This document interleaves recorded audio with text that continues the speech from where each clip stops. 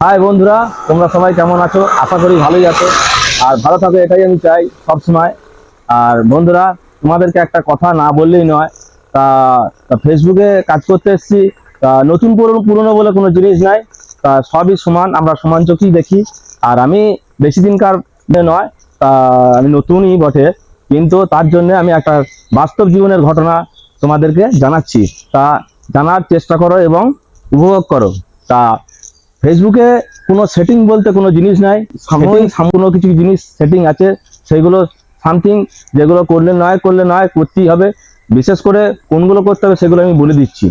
বলে দেওয়ার মধ্যে ভিডিও ছাড়ার সময় তোমরা পাবলিক করবে, পাবলিক করে পোস্ট করবে।